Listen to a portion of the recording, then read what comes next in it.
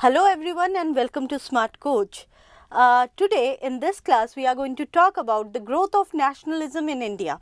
We will be studying about the nationalistic phase that India went into and the coming of Congress, but we have to understand how did nationalism grew in India, and before Congress was formed, how did political associations were established across India, and when Congress was formed it became the umbrella party to bring all these political personalities or leaders into one place or under one umbrella party. So before we discuss the growth of Congress or formation of Indian National Congress, we need to know why did nationalism grow in India. So today's topic is growth of nationalism or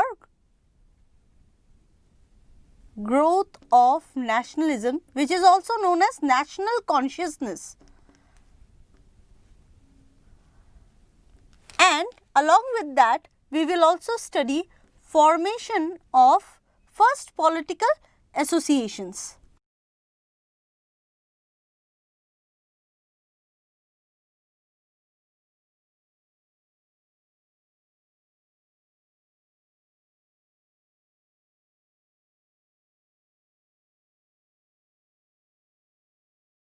That's a long heading, I would say, and it took me 1 minute to finish writing it.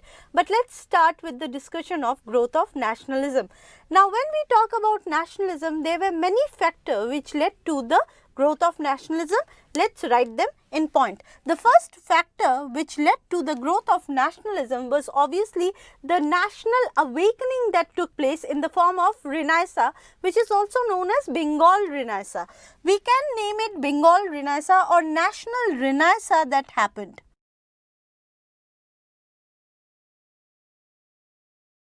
So what is Renaissance? If you have studied world history, you will know that in 15th century Europe underwent Renaissance, which means rebirth. And what is rebirth? The rebirth in Europe took place, it was the rebirth of interest in Latin, in Greek and Roman literature. Similarly, in India, a Renaissance took place, a renewed interest in learning Vedas, in learning our ancient scriptures, as well as learning new modern philosophies and theories. This was the Renaissance that came into India with the coming of the Westerners, and this influenced many Indians who thought that India needed to change. Remember, in 18th century when Britain or British East India Company came to India, India was not only divided into many political units, but it was also divided into caste, creed and religion. It was divided as a society, and these intellectuals who studied, who tried to learn about Indian history, who tried to learn about the Western culture as well, realized that India needs to get united. India was not a nation per se at that time, and India needs to come together to form a united whole, a nation which could fight for its growth. So this Renaissance, and if you see, suggests there were main important leaders associated with this Renaissance. Ramchandra Roy and his Brahmo Samaj is one of the important personality and important organization which was associated with this Renaissance, because he questioned the superstition and idol worship in Indian society. Rammohan Roy wrote many books, and in that he not only questioned Indian society, but he also questioned Christianity, the current Christian form that was there, and he said that we should study Vedas, and Vedas give us proper knowledge of life. So he was trying to revisit Vedas, trying to bring the information of Vedas. At the same time, he said that Indian society should do away with superstition. Then there was Dayanand Saraswati.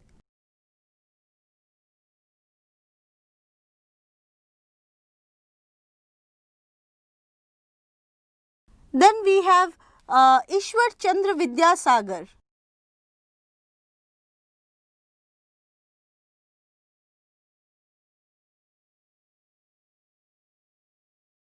So all these people, they worked for the constructive growth of Indian society.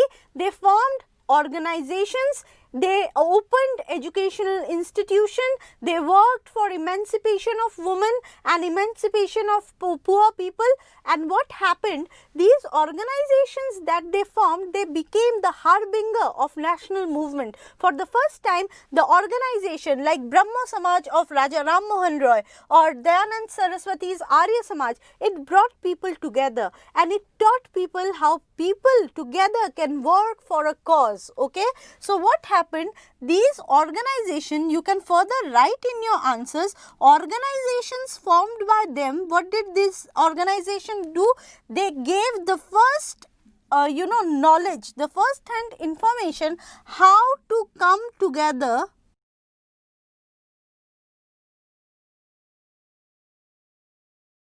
as group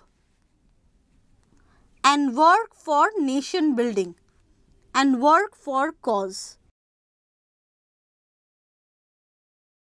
So this is a very important reason why National Renaissance can be tagged as the first point in this discussion. The second reason or the cause was obviously the centralized, over-centralized administration of British administration or Britain. Over-centralized administration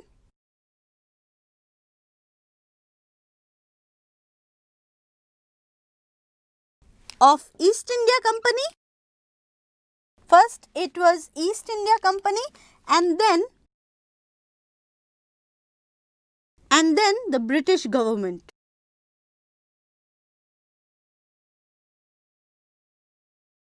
Now remember, till 1857, Governor General's Council didn't even had Indian member in that council. It was only in 1909 that when the British administration decided that Viceroy's Council will have at least one Indian member. So the whole administration was very much centralized. After the revolt of 1857, the whole administration went into the hand of Crown. Crown became the true ruler of or the British government started administrating India, and all the administrative policies were taken up in Britain, in the Parliament of Britain, and hardly there was any representation, an Indian representation in the Parliament. As such, whatever decision were made, it was not made in tune with the Indian aspiration or desire. It was so much centralized that people in India had no say in administration. As such, what happened? This centralized administration did two things. First of all, it united India. So what had happened? It united India under single administrative head.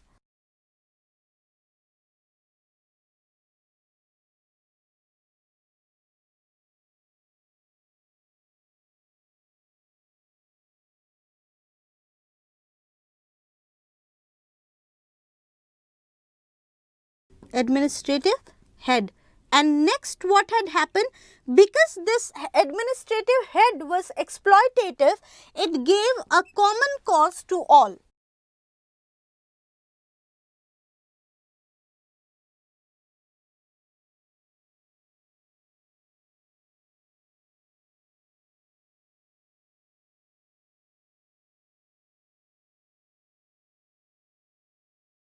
Remember, before British came or East India Company came, India itself was divided into many princely states or fragmented political units. Now, this continued even till the time of independence, when there was princely states and principalities coexisting, side by side. There were British administrative units like the provinces, and then there were princely states. Now, because of this fragmented structure, many Indians never felt the need to fight for united nation, but wherever British government went, they came up with uniform civil code, they came up with uniform taxation system.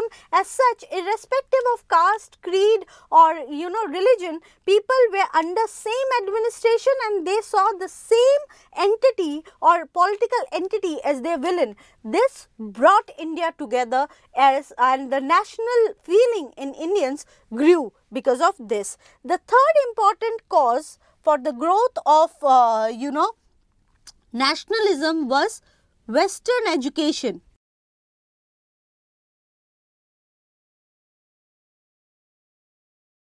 Now, if you remember, by 1813, Charter Act of 1813, it was made clear to East India Company that they had to spend at least 1 lakh rupees for the growth of Western scientific rational education. Why? Because by 1813, East India Company was in a position where it could administer a large part of India. It had annexed lot of land in India, and it needed people, skillful people to work as administrators, but not as administrators, but at least in the clerical position. So, for that they needed Indians who were educated in English, who knew scientific and mathematical laws, and Western education was imparted to them.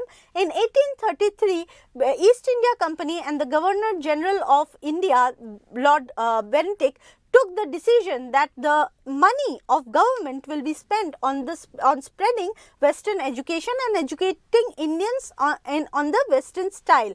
So, what happened after that? Western education became part and parcel of Indian people who wanted job in government. So, because of that, two things happened.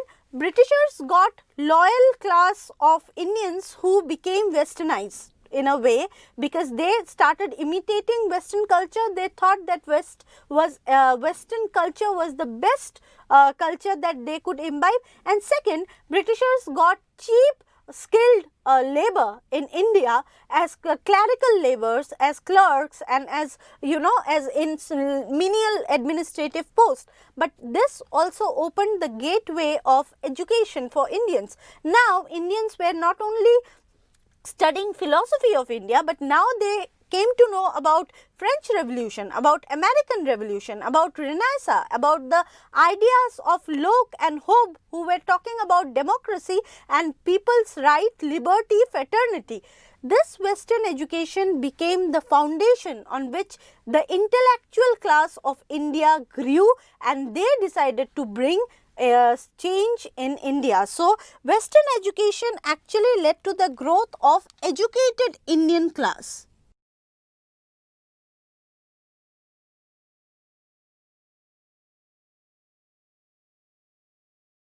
Educated Indian class who knew that India had to change. India could not recede back to the dark age of monarchy, but it had to move forward to democracy, to republicanism, to a society where common will of people will be respected. So, Western education was one of the cause. The fourth cause was growth in the means of communication. Growth of the means of communication. By 1850, under Curzon's, during Curzon's rule, that is Governor General Lord Curzon's rule, many revolutionary techniques were adopted, or the communication, means of communication in India was revolutionized. Remember, by 1850, India got railways, telegraph, and obviously the postal system was also upgraded. Now, due to this, the people now easily connected with each other.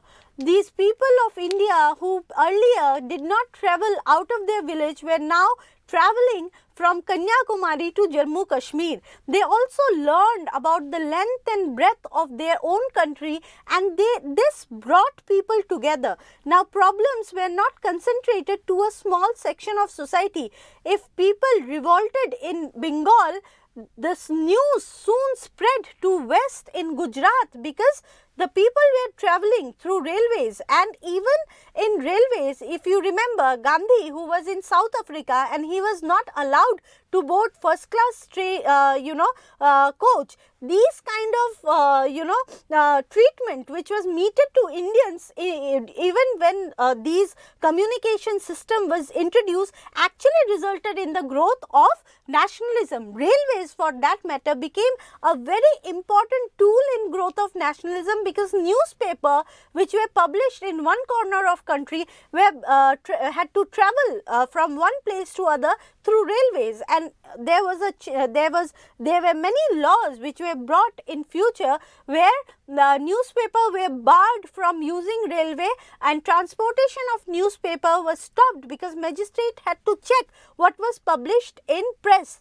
So railways became an important tool for the growth of nationalism, but this nationalism also developed because when people boarded the train, irrespective of their caste, creed or religion, they sat in the same compartment, they discussed about their trouble, and they realized that whole India was under the dominance of one administrative structure, and the problem was with that single administrative structure. As such, nationalism grew, the sense of being equal grew, the sense that everybody is unitedly affected by the British government grew, which led to the growth of fraternity, which is one of the pillar of nationalism. Now, when I am talking about means of communication, I must mention here obviously the role played by press. Now, if you remember, it was in 1780 that first newspaper was published in Bengal, and the name of the newspaper was Bengal Gazette.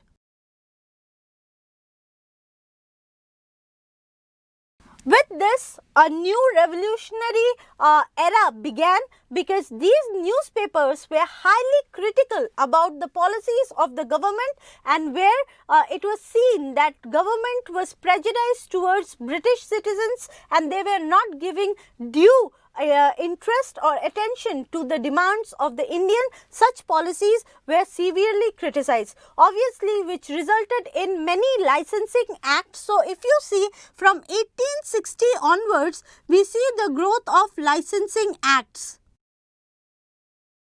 This is the same year when vernacular newspapers also started getting published. Now, Bengali language newspapers became very famous. One of the famous newspaper in Bengali language at that time was Amrit Bazar Patrika, and it severely criticized the policies of the Governor General and Viceroy. Now, what happened because of this? There were many laws which were passed to curb the independence of newspaper or the freedom of newspaper, and one of those laws, if you remember, was Vernacular Press Act.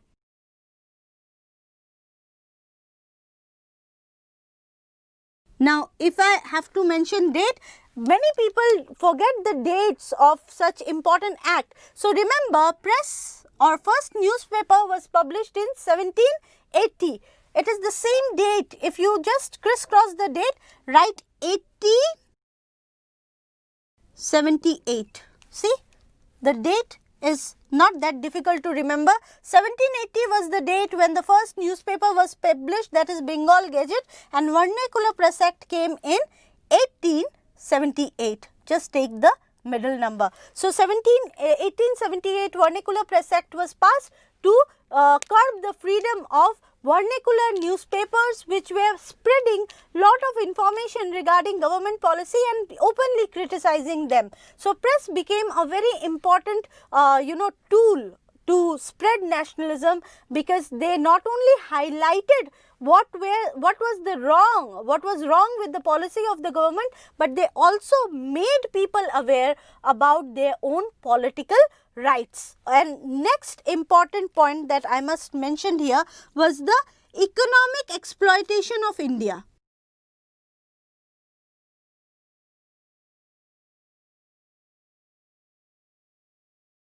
Now, by the time we came to 1857, the revolt that took place was in itself evident that India was economically starving, and after 1857 the political consciousness that grew was built on economic nationalism.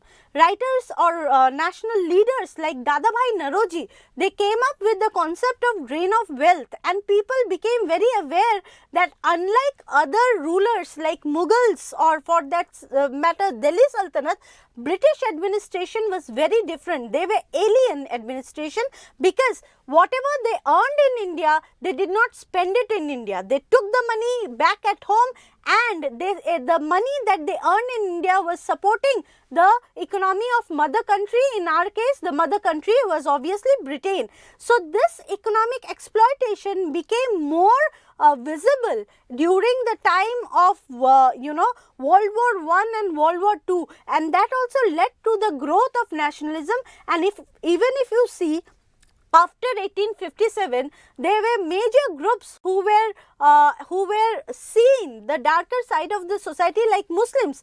After 1857, Muslims were put away from elitist jobs. They were not given jobs in higher post of administration, because at that time British government thought that it was because of Muslim participation that revolt of 1857 was successful. So what you see is a major growth in poverty, major growth in illiteracy and unemployment, because agriculture had been destroyed, handloom industry was destroyed. So there was hardly any avenue left for a youth of India as far as employment was concerned, other than taking up government job, and for government job he had to be English educated. So this was result of economic exploitation which led to the growth of national consciousness. The last important factor that I must mention here is the historical research which took place during this time. Now, if you have studied ancient India, which I am sure you must have studied, you will see that most of the research were taking place during 1850s. For that matter, Harappan sites were first not studied, but something was written on Harappan site as early as 1850s. A traveller, Charles Marson, who was travelling in Montgomery district of Pakistan, came across the Indus Valley sites. After that, a regular study took place on this site. Not only that, by first half of 19th century, Ashokan script were deciphered, Buddhism was also being studied, Sanskrit and Persian texts were being translated, like under the reign of Warren Hastings. The Sanskrit books were translated during that time, Hitopdesh was translated, Gita was translated,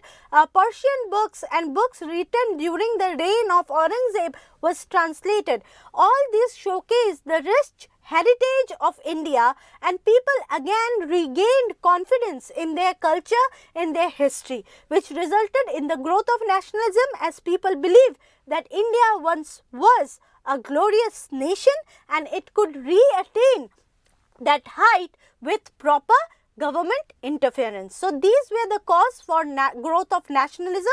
Now let's talk about the associations or the early associations which were formed. Now when we talk about the earliest association, one of the first person to come up with such a political association was Raja Ram Mohan Roy.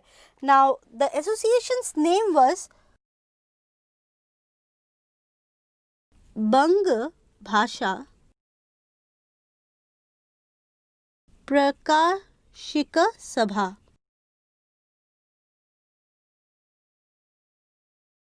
And this association was formed by, let me write the name, Raja Ram Mohan Roy, in the year 1836. In the same year, now this is considered as political association because Raja Ram Mohan Roy was the first person who took up the case of the peasants. He suggested that Indians should have more representation in administration, and the Royals should not suffer in the hand of Zamindar. He questioned the Zamindari system which was in place at that time in Bengal. So that's why this association is considered as one of the first political association. But remember, in the same year, just look at the year 1836, in the same year another association came up in Bengal, that is known as Zamindar Association.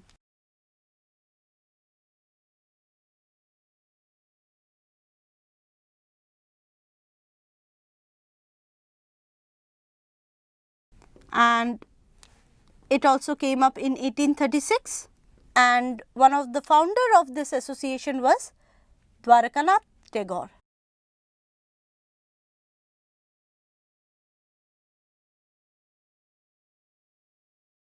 Now, before 1857, many such associations came. This Zamindars Association was actually not a political association, it was basically a power group which decided to bring the problems of Zamindars in notice of the Governor General of Bengal, or at least to the Indian government. Now, similarly, another association came up which was known as British India Society.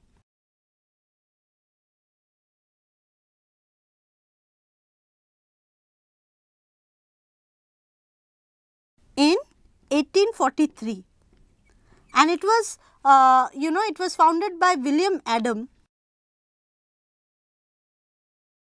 which was more general in nature because it not only talked about Zamindars, the problem of Zamindars, but it was also trying to highlight the problem of peasants and riots. Soon, these two associations, Zamindar Association and British India Association, will form one association, will come together and merge, and it will form one association which will be known as British India Association in 1851. So, the next association which will be formed with taking these two associations together will be known as British India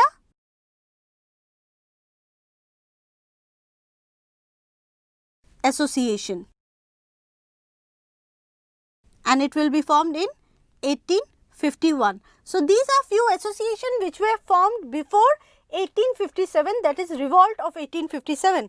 After revolt of 1857, we see a change in the whole attitude of Indians, because remember by 1855 All India Civil Service exam had started in London, and Indians were also participating because by the Charter Act of 1853, Indians were now given the right to participate in these exams. So, they were not even only becoming aware about their political need, but they were also trying to get into administration and somehow take the administrative power in their hand. So, the political associations which came later after 1857, they were purely political in structure, and they were not talking about any power group or any certain group, but they were talking about important political change which were needed in India. Let me mention the name of the association, important association which were formed after 1857. One of the first such association was obviously East India Association. Let me write it here,